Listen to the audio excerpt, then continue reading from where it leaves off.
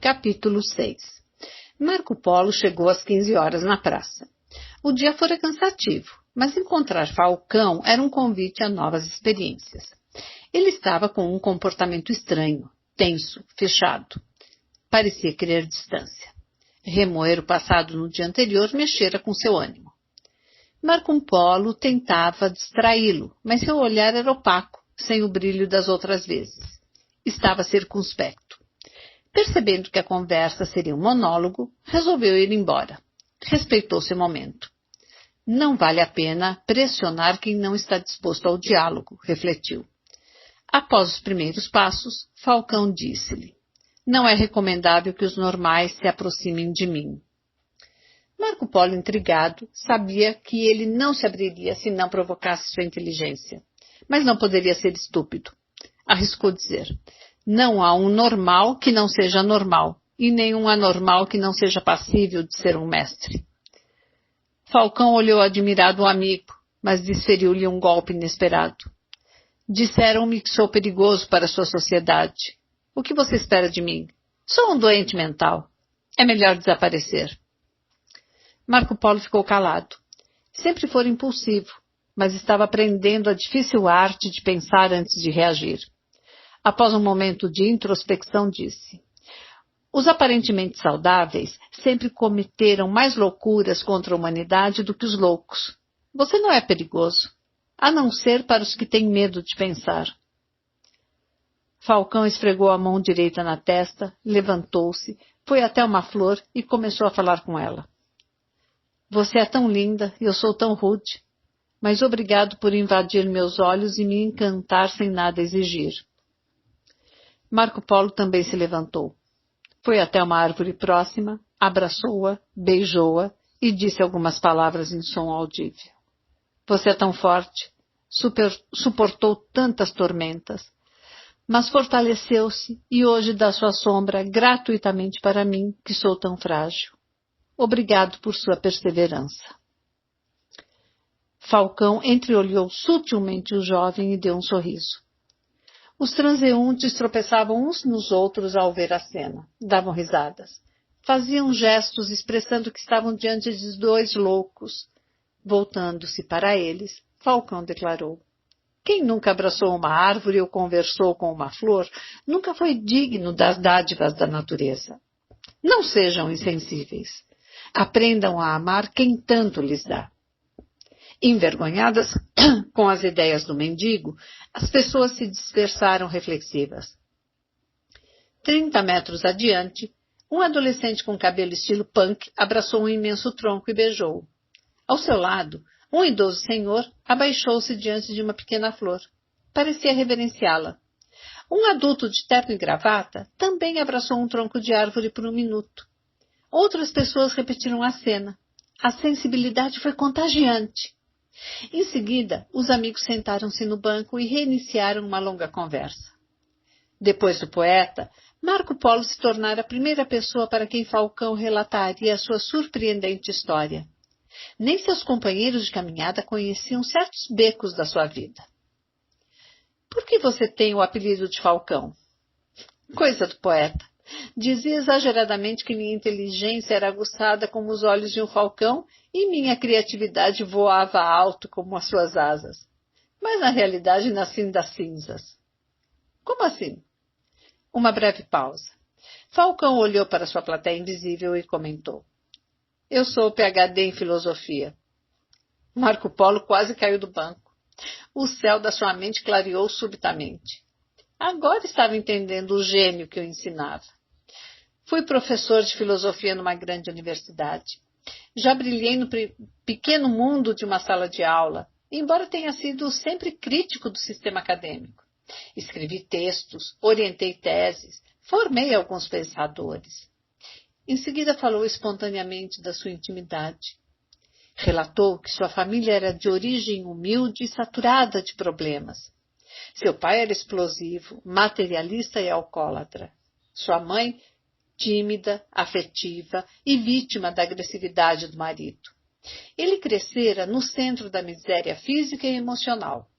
Por serem pobres, seus pais não tinham condições de financiá-lo na universidade. Para conquistar meus sonhos, tive de estudar e trabalhar muito. Mas não trabalhei meus conflitos. Você constituiu família? Mais uma pausa, desta vez longa e dolorida. Eu era considerado o melhor aluno da faculdade e o mais destacado orador. Encantei uma linda jovem da mesma universidade. Amei e fui intensamente amado por ela. O pai dela era um famoso e rico advogado. Dr. Pedro era fascinado pelo dinheiro e vidrado em status social. Continuou relatando que não conseguiu dar o padrão que sua esposa tivera na casa dos pais. O pai dela sempre estimulou a separação. Era frustrado pelo fato de a única filha não ter se casado com um juiz ou promotor de justiça. Ter um filósofo e um pobre professor universitário na família foi um pesadelo que sempre perturbou. Os professores são heróis anônimos, meu amigo. Trabalham muito, ganham pouco. Semeiam sonhos numa sociedade que perdeu sua capacidade de sonhar. Ao ouvir esse relato, Marco Polo ficou embaraçado. Passava os olhos sobre a imagem de Falcão enquanto ele discorria sobre si mesmo, e não entendia como uma pessoa intelectualmente brilhante pôde ser completamente excluída da sociedade. Ficou pensando se Falcão teve perdas semelhantes às do poeta. Desenhou um quadro imaginário com falecimentos, depressão e solidão. De repente piscou os olhos, fez um movimento rápido com a cabeça e voltou para a realidade. Sentiu Falcão abatido. Percebeu que não queria mais tocar no assunto da família. Marco Polo procurou mudar um pouco a direção da conversa. Quando você começou a adoecer? 6 anos depois de me casar, comecei a ter insônia. Meus pensamentos eram agitados e acelerados. Estava ansioso, não conseguia coordenar minhas ideias. Milhares de imagens transitavam na minha mente num processo ininterrupto. Pouco a pouco, comecei a perder os parâmetros da lógica. Já não conseguia distinguir a realidade da fantasia. Falcão dissecava suas mazelas com a precisão de um cirurgião na sala de anatomia. Só conseguia fazer tal descrição porque era um brilhante pensador que muitas vezes penetrara na sua própria história tentando compreendê-la. Marco Polo sentia opressão no peito e nó na garganta diante da exposição do amigo. Comecei a ter paranoia. Achava que algumas pessoas liam meus pensamentos e queriam controlar minha inteligência. As ideias de perseguição me atormentavam. Ter inimigos fora de si é perturbador. Ter dentro da própria mente é apavorante. A sensação de ser invadido no único lugar em que devemos ser livres me assombrava. Você não tinha controle do seu raciocínio? No começo, desconfiava dos meus personagens. Tinha certa consciência de que eram irreais, mas eles se avolumaram e, pouco a pouco, comecei a lutar com eles como se fossem reais. Eles tornaram-se predadores e eu a caça. Marco Polo estava perplexo com o relato vivo da destruição de uma complexa personalidade. Nesse embate delirante, perdi a maior dádiva de um ser humano, a sua consciência crítica, a sua identidade. Não sabia quem eu era. A minha mente se tornou um tenebroso teatro. Antes da psicose, eu era o ator principal desse teatro. Semanas depois, era um ator coadjuvante. Meses depois, tornei-me plateia da minha miséria psicológica. Foi horrível. Fiquei confuso, desorientado e amedrontado. Minha estrutura intelectual esfacelou-se. Marco Polo não sabia o que dizer. Não conseguia formular uma pergunta. Falcão parecia alguém tão lúcido. Não imaginava que tivesse vivenciado tamanho sofrimento. Passado o primeiro impacto, indagou. Como foi que você parou de lecionar? Os alunos admiravam minha eloquência. Era o professor mais procurado e o mais solicitado para ser paraninfo das turmas. Batalhava para que aqueles garotos pensassem, não fossem formatados, não se tornassem repetidores de ideias, mas engenheiros de novos pensamentos. Mas quando comecei a ter as minhas crises foi um desastre. Falcão disse que quem o conhecia ainda o respeitava, mas os demais zombavam dos seus gestos bizarros. Às vezes ficava dias sem dar aulas. Fez mais uma pausa e contou como fora excluído da universidade. Certa vez, ensinava sobre a ética dos filósofos gregos para uma turma de direito. A sala estava cheia. Falava com vibração. Subitamente interrompeu sua fala e começou a discutir com os personagens do seu imaginário. Os alunos entreolhavam assustados. Eu delirava e alucinava. Sentia-me na Grécia Antiga, sentado num cenáculo repleto de pensadores, entre eles Platão. Levantei a voz e proclamei: Platão, a ética está morrendo. A violência faz parte da teia social. As pessoas não sabem perscrutar os recônditos das necessidades dos outros. Ao fazer a descrição dos fatos ocorridos na sala de aula, Falcão expirou profundamente e soltou ao ar o ar como se quisesse expulsar os demônios do passado. Marco Polo estava ansioso por saber do desfecho. Ao ouvir minha fala, os alunos aplaudiam e assobiavam, tanto pelo brilho das ideias, quanto pela loucura do espetáculo. Não compreendiam que eu estava num surto psicótico. Falcão comentou que os aplausos dos alunos o excitaram. Ele subiu na cadeira e continuou seu discurso com mais veemência. Alguns gritaram: louco, louco! Então voltou-se para eles e começou a provocá-los. Gritei para os alunos: eis uma plateia de servos gregos, sorrindo das misérias alheias porque escondem suas misérias debaixo das suas vestes. Vocês não sabem filosofar, só sabem ser comandados. Servos! Marco Polo exclamou. Mas suas ideias tinham coerência. Não há louco que não seja lúcido, e nem lúcido que não seja louco. O problema é que os psicóticos mesclam ideias coerentes com delírios na mesma cena. Os pensamentos ficam entrecortados. Eu parava de falar com os alunos e começava a conversar com meus personagens. Rebatia um, concordava com outro, discutia com outros. Todavia, brincando com seu passado, Falcão disse a Marco Polo: eu fui tão genial que Platão ficou assombrado com meus pensamentos. Mas em seguida, olhando vagamente para o espaço, recordou o desfecho do doloroso momento. Quando provocou os alunos, saiu imediatamente dos aplausos para as vaias. Alguns chamaram rapidamente o diretor da faculdade. O diretor solicitou que 3 seguranças o retirassem do ambiente. Ele se recusou. Diante do tumulto, outros professores se aproximaram. Eles o agarraram como a um animal. Senti-me como Sócrates, condenado à cicuta, destinado ao eterno silêncio. E bradei novamente: hipócritas, destituam as armas, enfrentem-me no campo das ideias. Diante do breve silêncio de Falcão, Marco Polo se antecipou com ansiedade. Eles o levaram para um hospital psiquiátrico? Quando puseram as mãos em mim, eu tinha a força de um gladiador diante das feras. Consegui escapar. Subi na mesa e proclamei o hino à liberdade, uma poesia filosófica que escrevi nos momentos de lucidez. Você ainda se lembra dela? Algumas frases. Falcão subiu no banco da praça e proclamou-a. Ao ouvi-la, uma multidão se ajuntou. Vocês podem calar a minha voz, mas não os meus pensamentos. Vocês podem acorrentar meu corpo, mas não a minha mente.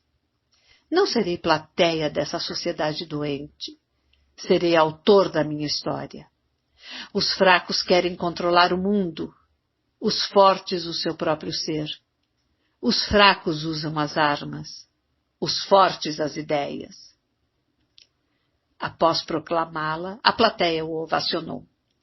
Falcão sentou-se e relaxou. Voltou a falar com Marco Polo. Contou que o diretor chamara a polícia, que por sua vez chamara a ambulância de um hospital psiquiátrico. Colocaram-no numa camisa de força e injetaram-lhe uma dose de um potente tranquilizante. Falcão fitava os enfermeiros. Sentia-se vítima da maior injustiça do mundo. Enquanto a droga não induzia ao sono, o espetáculo prosseguia. Continuava a conversar com seus personagens fictícios. Devido à resistência à internação, foi considerado no hospital um paciente com alto potencial de agressividade. Ficou isolado por uma semana num quarto mal iluminado. O que ninguém foi capaz de fazer, as drogas conseguiram: calar as ideias do filósofo.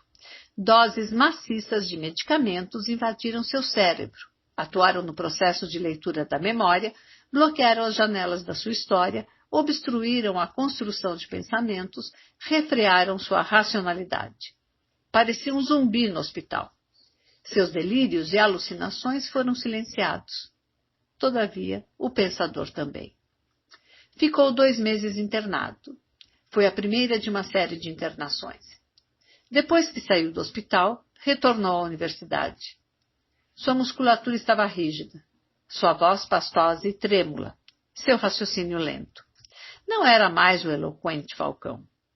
A medicação que o ajudou foi a mesma que o aprisionou. Estava numa camisa de força química. Alguns alunos, ao encontrá-lo no corredor, debochavam disfarçadamente, mas ele percebia. Outros, que conheciam sua inteligência, se achegavam, abraçavam-no e agradeciam sua sabedoria, mas ficavam espantados ao vê-lo salivando e sem expressão facial. Alguns saíam com lágrimas nos olhos. Eu queria voltar a fazer o que mais amava, ensinar. Mas como um louco poderia dar aulas? O reitor da universidade disse que eu não poderia mais lecionar. Para ele e para alguns diretores dos cursos em que eu lecionava, minha doença era incurável e contagiosa, como nos tempos da varíola. Eles acreditavam que Falcão poderia tumultuar o ambiente com sua psicose. Não percebiam que os pacientes psicóticos precisam de inclusão e não de exclusão. Não compreendiam que muitos deles são dotados de refinada inteligência e sensibilidade. Já não bastava o ônus pesado da doença que transportavam. Tinham que carregar o ônus da rejeição. Você esquece milhares de sofrimentos na vida, mas o sentimento de rejeição é uma dor inesquecível. Solicitaram que Falcão se afastasse e se aposentasse por incapacidade. Sentindo-se inútil, seu quadro se agravou. Sua autoestima e autoconfiança estilhaçaram-se. Não conseguia mais ter dignidade diante de sua família e da sociedade. Desse modo foi excluído. Disse que sempre se sentira fora do ninho dos intelectuais, mas agora fora banido sem compaixão. Capítulo 7. O medo de enlouquecer sempre perturbou o ser humano. O fato de perder o juízo, não discernir a realidade, desorganizar o pensamento, romper com a consciência de si mesmo e do mundo, angustia milhões de pessoas de todas as eras e todas as sociedades. Muitos creem erradamente que enlouquecerão porque se afligem com ideias absurdas, sofrem por pensamentos fixos, angustiam-se por imagens mentais que nunca quiseram produzir. Mas por terem coerência em seu raciocínio e saberem distinguir a imaginação da realidade, não desenvolvem confusão mental.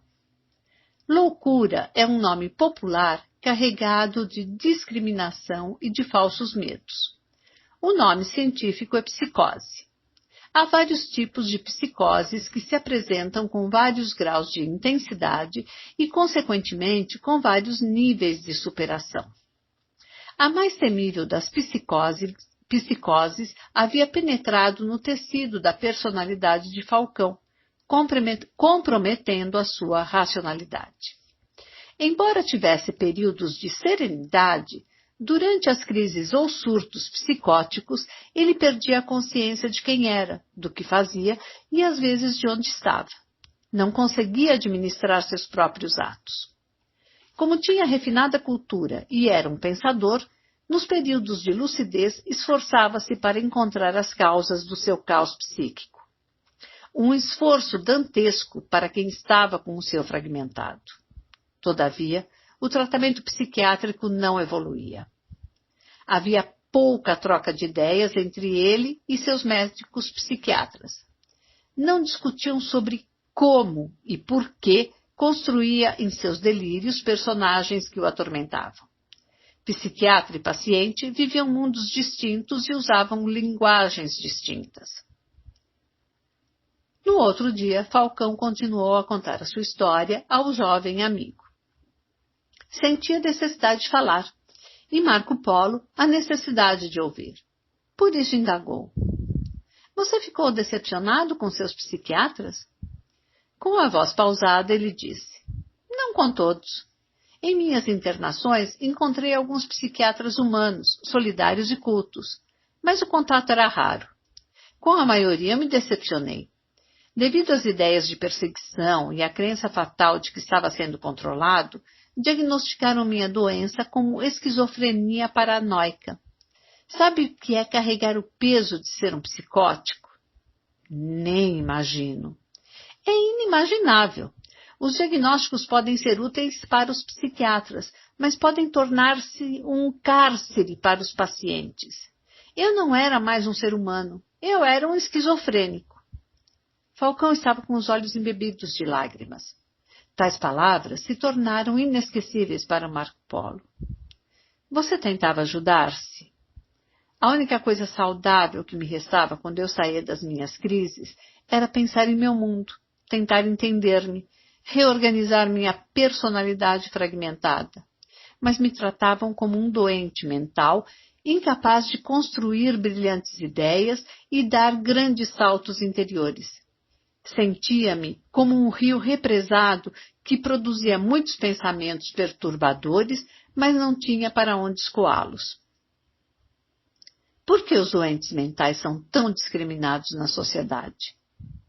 Nunca leu Foucault? Não. Devia ler. Foucault escreveu a História da Loucura, na Idade Clássica.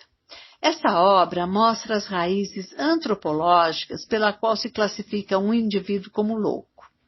A psiquiatria formatou essa classificação e marginalizou todos os comportamentos que se afastavam dos padrões de comportamento universalmente aceitos em uma sociedade. Muitos erros foram cometidos. Muitas pessoas foram taxadas como loucas apenas por ter comportamentos que fugiam ao trivial. Qual a sua definição de loucura? Quem pode defini-la? Classicamente, loucura é toda degradação duradoura da personalidade que foge aos parâmetros da realidade. Mas quais são esses parâmetros? São psicóticas as pessoas que se sentem perseguidas por personagens criados em seu imaginário. Mas as pessoas que perseguem personagens reais, como generais que deflagram guerras, soldados que torturam, policiais que matam, políticos que controlam, o que são?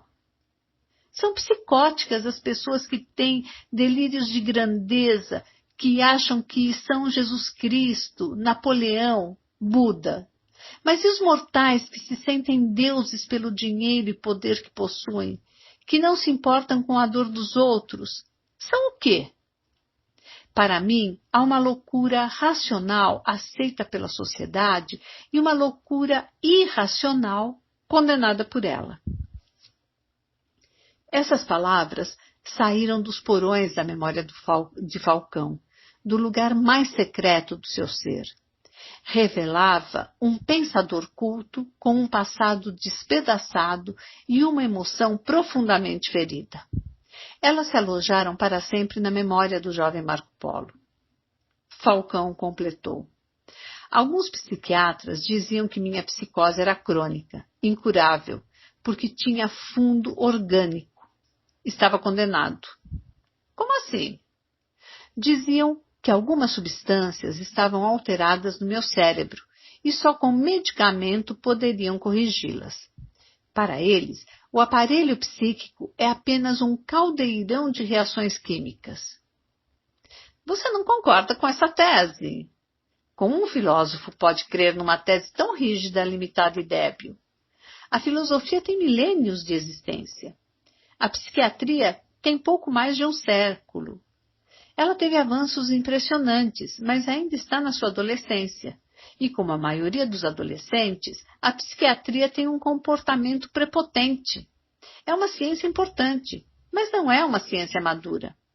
Falta-lhe humildade para compreender o mundo insondável da psique humana. Falcão estudava a história da psiquiatria, seus avanços, hipóteses e limitações. Sua cultura, nesse campo, tornara-se vasta. Superava a da maioria dos psiquiatras. Em seguida, fez uma complexa explanação sobre a relação da psique-alma com o cérebro. Disse que muitos filósofos discorreram sobre a metafísica, como Aristóteles, Agostinho, Descartes, Spinoza.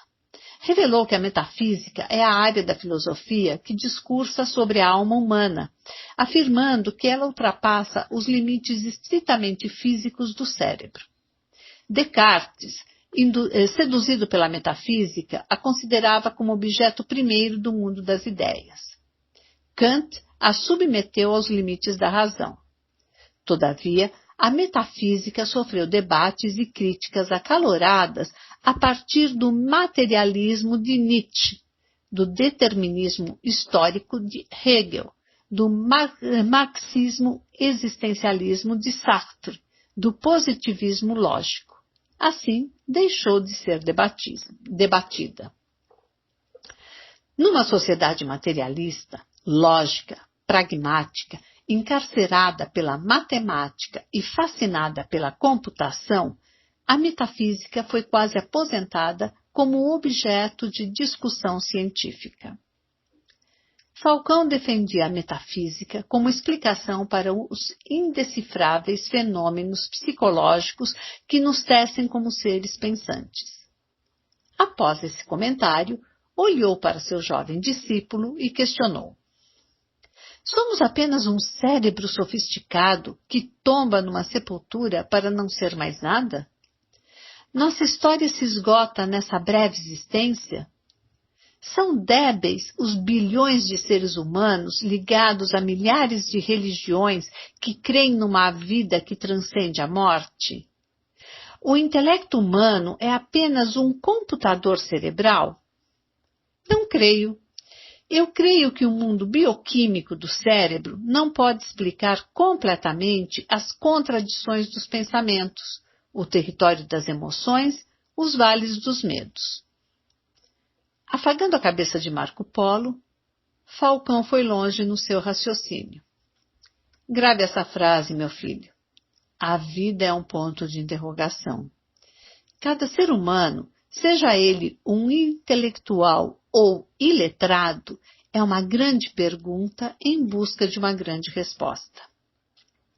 Comentou que o tamanho das perguntas determina o tamanho das respostas. A filosofia perguntou muito ao longo de milênios, e a psiquiatria, por ser jovem, perguntou pouco e respondeu rápido. Quem responde rápido corre riscos enormes. Marco Polo levou um choque de lucidez. Tentava acompanhar o pensamento de Falcão, mas não era uma tarefa fácil. As ideias filosóficas e a compreensão de vida do velho amigo mudariam para sempre sua visão como futuro psiquiatra. Por desejar explorar o desfecho da sua doença, perguntou: como era sua relação com os psiquiatras? Os psiquiatras têm um poder que nenhum ser humano jamais teve na história. Os reis e ditadores tiveram armas para ferir o corpo e aprisioná-lo. Os psiquiatras têm medicamentos que invadem o inconsciente, um lugar onde nascem as ideias e as emoções, um espaço jamais penetrado, que nem os próprios psiquiatras conhecem. Você precisava dessas drogas para combater seus delírios? Com ar de tristeza, o pensador expressou: meu cérebro precisava de medicamentos, mas minha alma precisava de diálogo. Todavia, quando somos rotulados como psicóticos, raramente alguém reconhece que temos um mundo complexo com necessidades intrincadas. Criamos monstros em nossas crises e temos de conviver sozinhos com eles.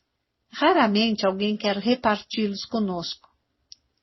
Marco Polo se interiorizou, olhou para sua história e percebeu que também criava seus monstros e não os dividia. Creio que todos nós criamos nossos monstros, nossos medos, inseguranças, pensamentos mutiladores, mas raramente encontramos pessoas dispostas a dividi-los. Quando não há como reparti-los, temos de enfrentá-los. Caso contrário, não sobreviveremos, mas a maioria foge de seus monstros. Marco Polo começou a ter um apreço pela filosofia, o que o levaria a se tornar um